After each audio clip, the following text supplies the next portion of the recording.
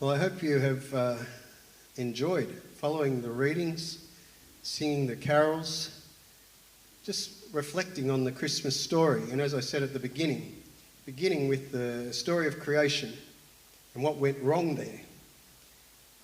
People walking away from God, their disobedience, and the consequences of that disobedience as well. But then as we follow through the stories, the prophecies, the narrative of the Nativity, we can see that there is hope.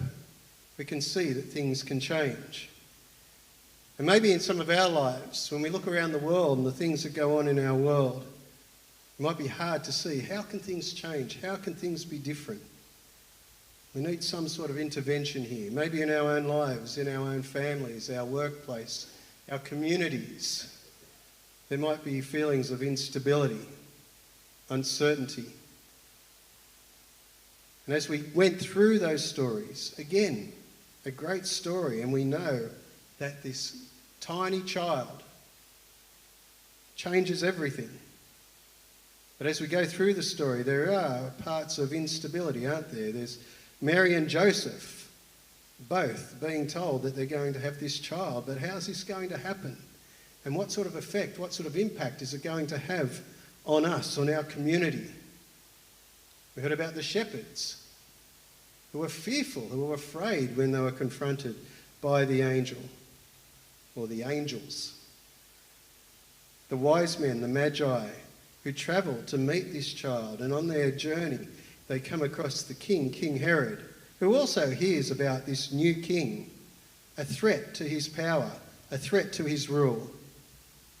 And sneakily he says, well, let me meet him as well, but actually I want to get rid of him because I don't want him to change my life in any way. And then, of course, the Magi, they don't return because they know that he's a threat. Amongst all of this great story, there is still instability.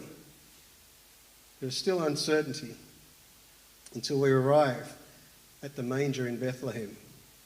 And all that are there celebrate this wonderful child, this new baby.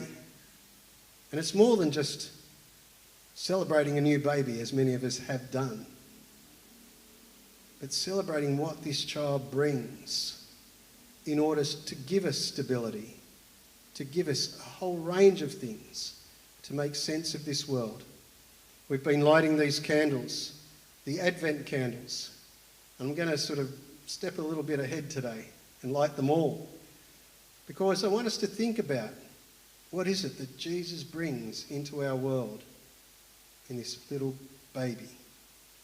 The light of the world, as we heard from the reading from John. The light of the world coming into the darkness.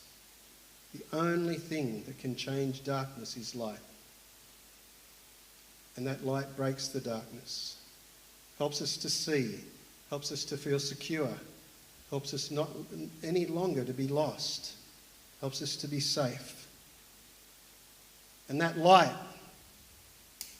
brings love and joy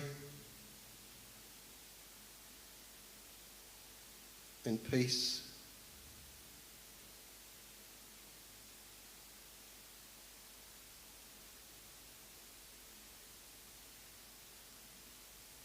And hope.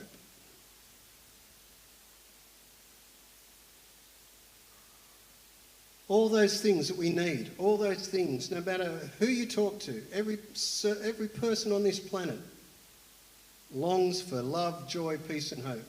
And all of us will try to attain those things in a whole range of ways. But here is a gift. Here is a gift from God. All of these things giving to us freely so that we might have them. Love, joy, peace and hope coming through the light. We all want to know that we are worthy of love. And we can know that God's love is unconditional. Again, from that passage in John, God sent his son to die for us so that we no longer have to perish. He loved us that much, but we could have life eternal. We could have joy in knowing that we're not alone. I'm sure many of us want to be happy. Sometimes it's hard to be happy. But this joy is different. It's about being content with the life that God's given us, even though it might be difficult sometimes. But again, knowing the light is with us. Having peace. Peace with one another. Peace with God. And that light brings the peace into our world. And hope. Hope that one day all of this will change, will be different. And God promises that. The light stays with us. It's present with us. God promises that one day all tears, all mourning, all grief, all suffering will be washed away. This is the joy of Christmas. The joy, the peace, the hope, the love of Christmas comes into our world, and this is what we celebrate. And this is what we celebrate today. I'm glad that you're here to celebrate with us. But I hope that you can celebrate not just at Christmas time, but every single day, every single moment that this baby comes into our life, bringing us these things. Just a couple of announcements for our church.